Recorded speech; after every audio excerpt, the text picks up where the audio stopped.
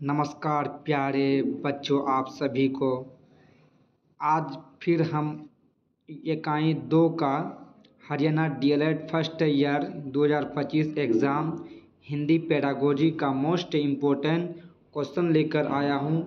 इसमें निचोड़ क्वेश्चन है इकाई 2 का यानी यूनिट 2 का।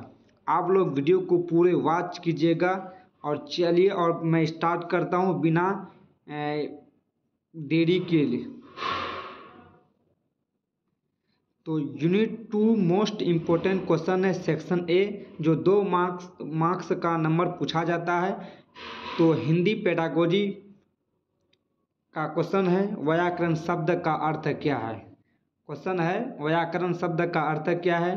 तो व्याकरण आंसर में व्याकरण शब्द संस्कृति के वे और करण से मिलकर बना है, जिसका अर्थ है शब्दों को नियम पूर्वक प्रयोग करने का विज्ञान।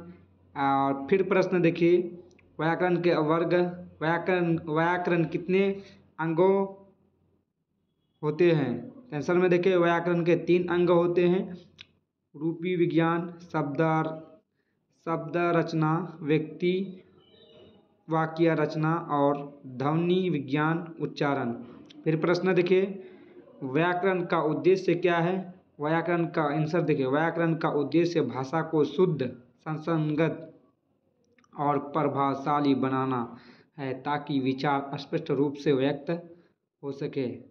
फिर प्रश्न देखिए, हिंदी व्याकरण के 3 मुख्य अंग कौन कौन से हैं, उसका नाम देखिए। आंसर में व्याकरण के 3 अंग है, नंबर 1 में संधि और दूसरा में समास और तीसरा में वाक्य विन्यास। तो फिर प्रश्न देखिए, भाषा शिक्षण से क्या अभिप्राय है।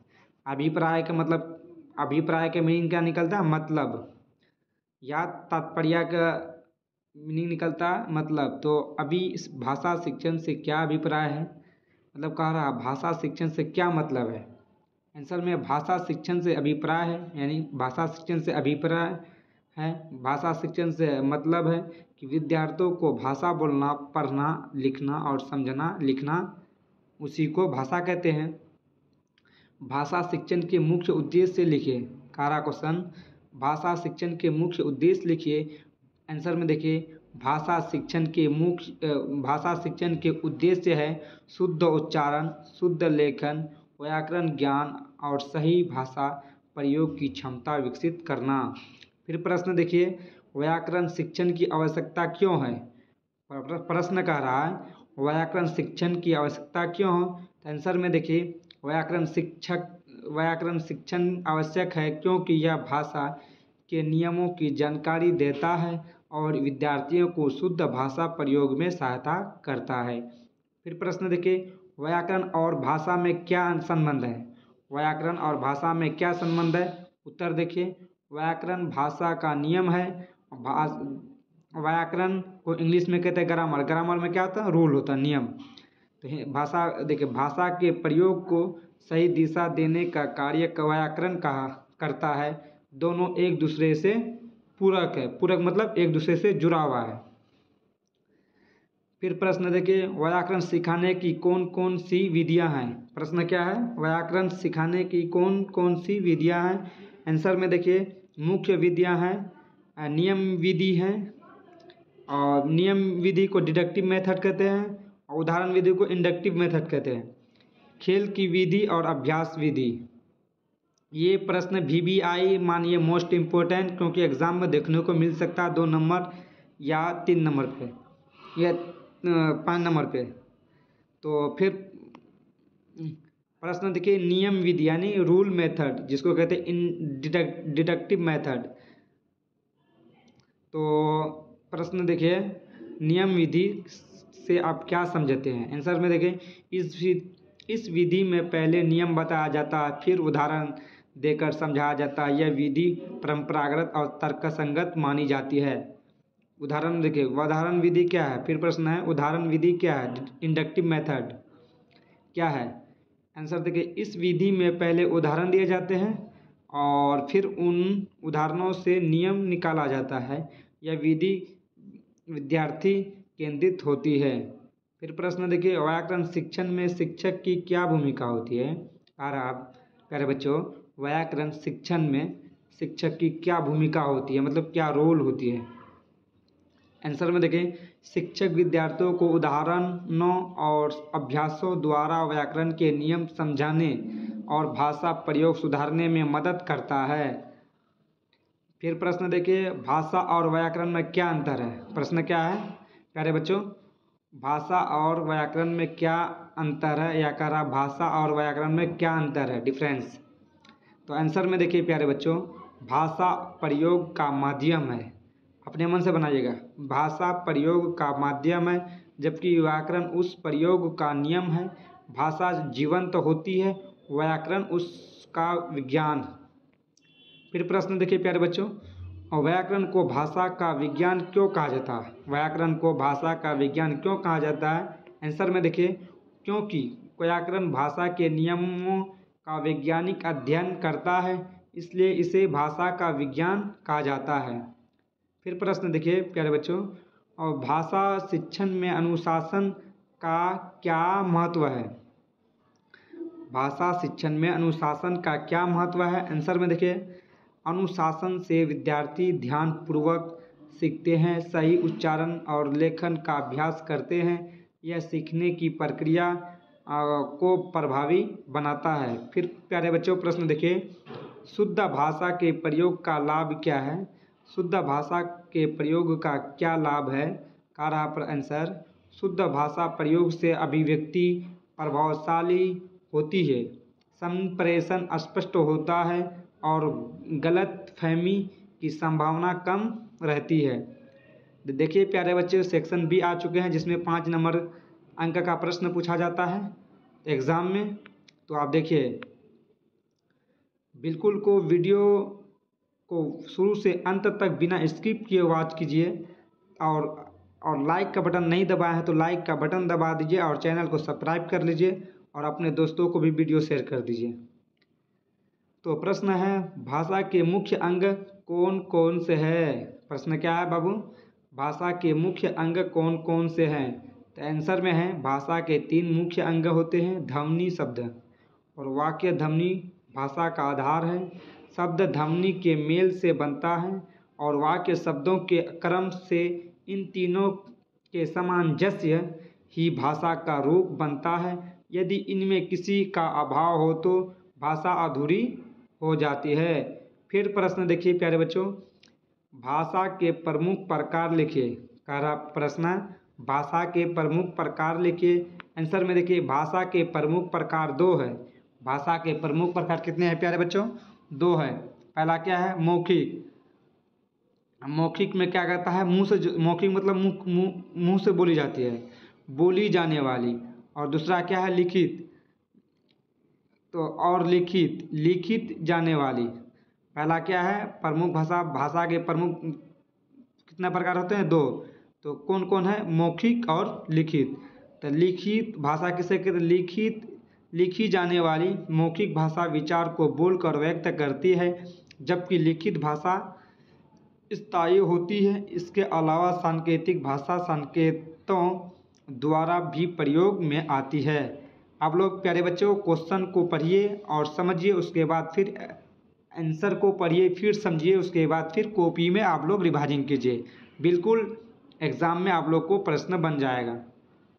आप लोग इसके लिए टेंशन मत लीजिए, क्या पूछेगा क्या नहीं पूछेगा वो हम समझेंगे। आप लोग को जो हम करने ले कह रहे हैं वो करिए, बिल्कुल आप लोग एग्ज़ाम पास कर लीजिएगा।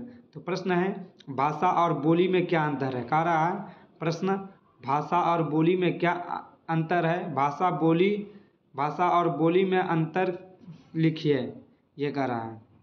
क्वेश्चन क्या कर रहा है प्यारे बच्चों, भाषा और बोली में अंतर लिखिए।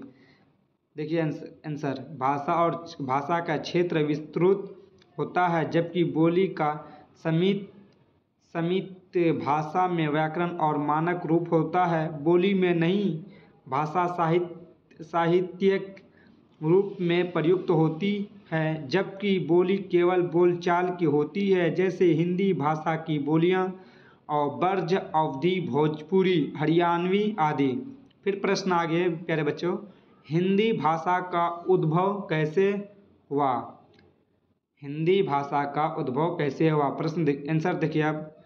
हिंदी भाषा संस्कृत से विकसित हुई है। संस्कृत प्राकृतिक अपभ्रंश हिंदी, इस क्रम में इसका विकास हुआ है। 12वीं सदी तक हिंदी का स्वरूप स्पष्ट हो गया था।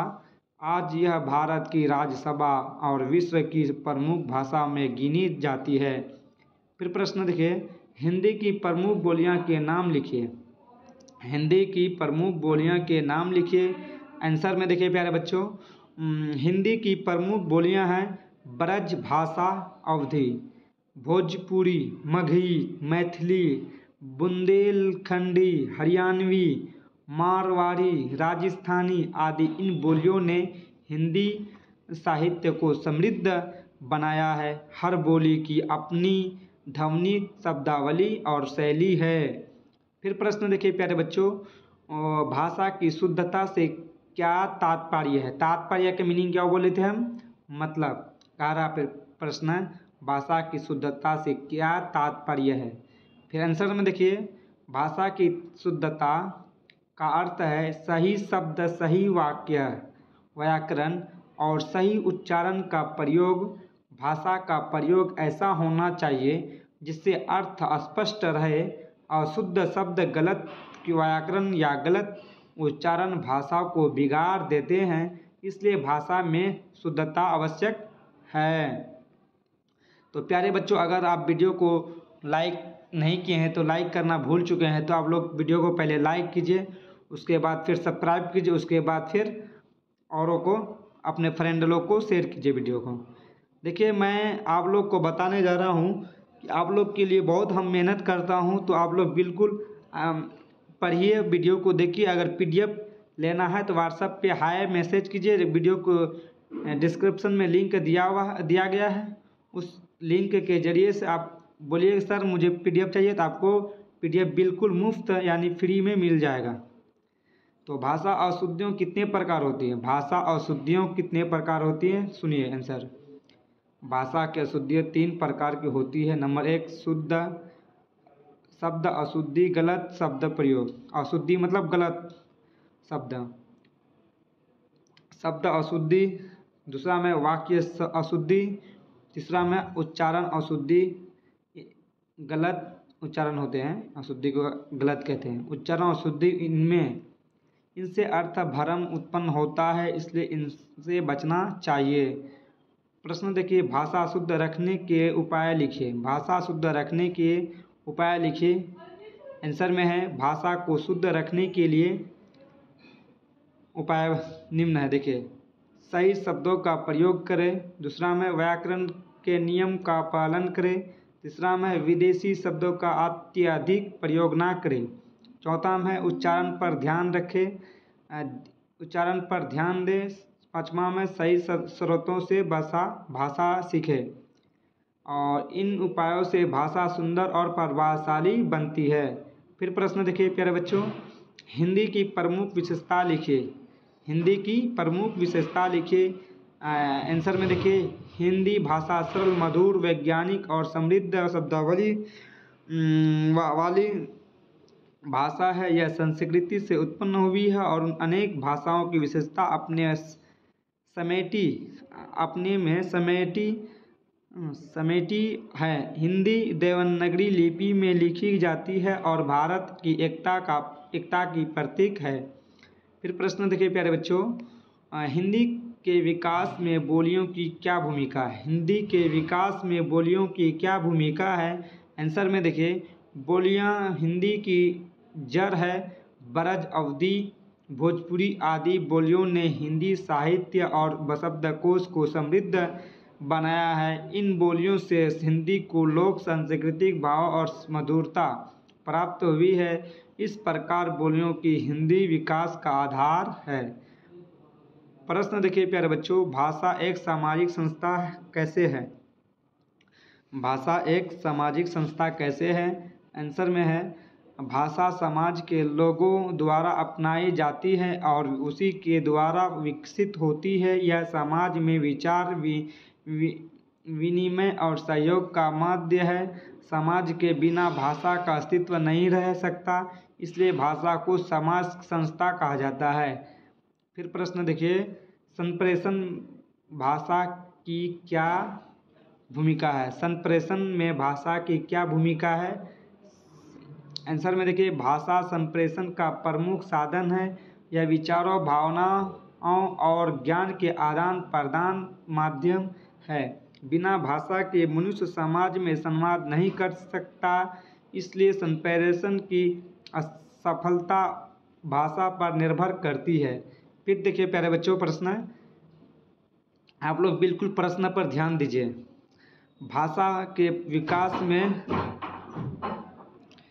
आंसर में देखिए, शिक्षा भाषा को परिष्कृत और मानवीकृत करती है। विद्यालयों में भाषा सिखाने से समाज में समानता और स्पष्टता आती है। शिक्षा के माध्यम से नए शब्द, व्याकरण और उच्चारण विकसित होते हैं। इस प्रकार शिक्षा भाषा विकास का प्रमुख साधन है। प्यारे बच्चों, क्वेश्चन पर ध्यान और पूर्वक से देखिए और समझिए।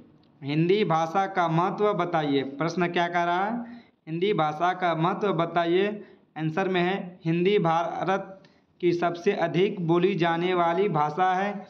यह राजभाषा है और देश की एकता का प्रतीक है। हिंदी से विभिन्न प्रदेशों के लोगों एक दूसरे से जुड़ते हैं। यह सांस्कृतिक, शैक्षिक और सामाजिक विकास में सहायक है। फिर प्रश्न देखिए, हिंदी के शुद्ध उच्चारण के लाभ बताएं। हिंदी के शुद्ध उच्चारण के लाभ बताएं। तो आंसर में देखिए, शुद्ध उच्चारण से अर्थ स्पष्ट होता है और प्रभाव बढ़ता है। यह भाषा को सुंदर और सुस्पष्ट बनाता है। गलत उच्चारण से अर्थ बदलता है, जिससे भ्रम होता है। इसलिए शिक्षक और विद्यार्थी दोनों को शुद्ध उच्चारण का अभ्यास करना चाहिए। फिर प्रश्न आ गया प्यारे बच्चों, भाषा का संबंध संस्कृति से कैसे है? भाषा का संबंध संस्कृति से कैसे हैं? आंसर में देखिए, भाषा संस्कृति की वाहक होती है। जिस समाज की संस्कृति जैसी होती है, उसकी भाषा में वही झलकती है। लोकगीत, मुहावरे, कहावतें सब संस्कृति के प्रतीक हैं। इस प्रकार भाषा और संस्कृति एक दूसरे के पूरक हैं। तो प्यारे बच्चों, सेक्शन सी में 8 नंबर की प्रश्न 2 क्वेश्चन पूछा जाता है, तो आप लोग इसमें ध्यानपूर्वक से देखिए, ताकि एक क्वेश्चन आप लोग से एग्ज़ाम में छूटे ना। अगर चैनल को सब्सक्राइब नहीं किए हैं तो चैनल को लाइक कर दीजिए और वीडियो को लाइक कर दीजिए और चैनल को सब्सक्राइब कर लीजिए, ताकि वीडियो आने से सबसे पहले आपको नोटिफिकेशन मिले। तो प्रश्न है, भाषा की शुद्धता से आप क्या समझते हैं और भाषा को शुद्ध रखने के उपाय बताएं। प्रश्न क्या कर रहा है प्यारे बच्चों? थोड़ा गौर से सुनिए। भाषा की शुद्धता से आप क्या समझते हैं? भाषा को शुद्ध रखने के उपाय बताएं। आंसर में है, भाषा की शुद्धता का अर्थ है शब्दों, व्याकरण, वाक्य रचना और उच्चारण का सही प्रयोग। जब कोई व्यक्ति बोलते या लिखते समय सही शब्दों, उचित व्याकरण और स्पष्ट उच्चारण का प्रयोग करता है, तब उसकी भाषा शुद्ध कहलाती है। अशुद्ध भाषा अर्थ का भ्रमण उत्पन्न होता है और संप्रेषण प्रभावित होता है। भाषा को शुद्ध रखने के लिए हमें कुछ बातों का ध्यान रखना चाहिए, जैसे कि सही शब्दों का प्रयोग, व्याकरण के नियमों का पालन, विदेशी शब्दों का कम उपयोग, गलत वर्तनी से बचाना और सही शर्तों से भाषा सीखना। शिक्षक और विद्यार्थी दोनों को शुद्ध भाषा का अभ्यास करना चाहिए, ताकि समाज में भाषा की गरिमा बनी रहे। फिर प्रश्न आ गया प्यारे बच्चों, भाषा और बोली में क्या अंतर है? उपयुक्त उदाहरण दीजिए। ये लॉन्ग क्वेश्चन है। भाषा और बोली में घनिष्ठ संबंध है, होते हुए भी दोनों भिन्न है। भाषा एक मानकीकृत रूप जिसका प्रयोग लेखन, शिक्षा और संप्रेषण में होता है, जबकि बोली किसी क्षेत्र विशेष में बोली जाने वाली भाषा का रूप होती है। भाषा का क्षेत्र व्यापक होता है, जबकि बोली का सीमित। भाषा में व्याकरण और नियम निश्चित होते हैं, बोली में लचीलापन होता है। उदाहरण के लिए हिंदी एक भाषा है, जबकि ब्रज भाषा, अवधी, भोजपुरी, हरियाणवी, राजस्थानी आदि उसकी बोलियां हैं। भाषा के विकास की जड़ बोलियों में होती है। बोली भाषा जन्म लेती है और भाषा के माध्यम से बोली का संरक्षण होता है। प्यारे बच्चे, फिर तीसरा प्रश्न है, हिंदी भाषा का विकास कैसे हुआ, संक्षेप लिखिए। हिंदी भाषा का विकास कैसे हुआ, संक्षेप लिखिए। प्रश्न आंसर देखिए, हिंदी भाषा का विकास एक दीर्घ प्रक्रिया का परिणाम है। इसका मूल संस्कृत भाषा में संस्कृत से प्राकृतिक से अपभ्रंश और अपभ्रंश से हिंदी भाषा का जन्म हुआ। इस प्रक्रिया में हिंदी ने कई भाषा और बोलियों की विशेषता अपनाई। हिंदी का प्रारंभिक रूप अपूर्व हिंदी कहलाया, जो 12वीं शताब्दी में विकसित हुआ। आगे चलकर ब्रज, अवधी, खड़ी बोली आदि रूपों में इसका विस्तार हुआ। आज हिंदी भारत की राजभाषा के रूप में प्रतिष्ठित है। हिंदी का विकास केवल भाषाई नहीं बल्कि सांस्कृतिक दृष्टि से भी महत्वपूर्ण रहा, क्योंकि इसने भारत की एकता और विविधता दोनों को जोड़ा है। प्रश्न फिर से देखिए, चौथा प्रश्न, हिंदी की प्रमुख बोलियों के नाम लिखिए और उनकी विशेषता बताएं। फिर आंसर में देखिए, हिंदी की अनेक प्रमुख बोलियां हैं। ब्रज भाषा, अवधी, भोजपुरी, बुंदेलखंडी, हरियाणवी, मारवाड़ी, राजस्थानी, मैथिली, मगही आदि। इन सभी बोलियों ने हिंदी को समृद्ध बनाया है। ब्रज भाषा को माधुर्य और कोमलता के लिए जाना जाता है। तुलसीदास की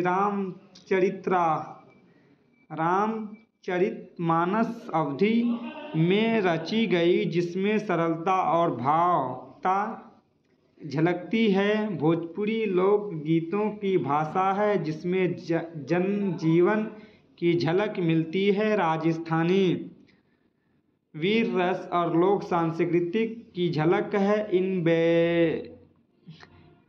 बोलियों की विविधता ने हिंदी की जीवंत, सजी और लोक से जुड़ी भाषा बनाया। अतः बोलियां हिंदी की नींव है।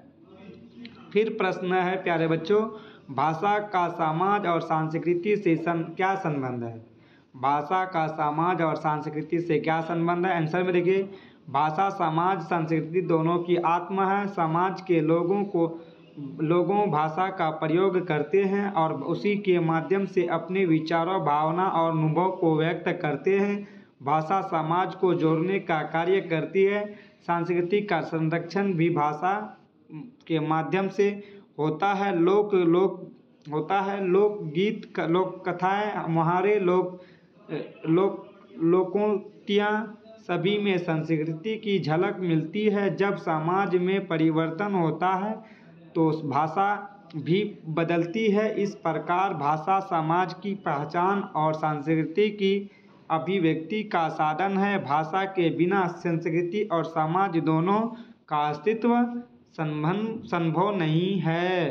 तो प्यारे बच्चों, यूनिट की प्रश्न और उत्तर पूरे समाप्त हो चुका है। तो आप लोग अगर लाइक नहीं किए हैं, वीडियो को लाइक कर दीजिए। अगर सब्सक्राइब चैनल को नहीं किए हैं, सब्सक्राइब कर लीजिए। अगर अपने दोस्तों को वीडियो को शेयर नहीं किए हैं तो शेयर कर लीजिए। फिर यूनिट 3 का आंसर हिंदी पेडागोजी का क्वेश्चन आने वाला है नेक्स्ट वीडियो में।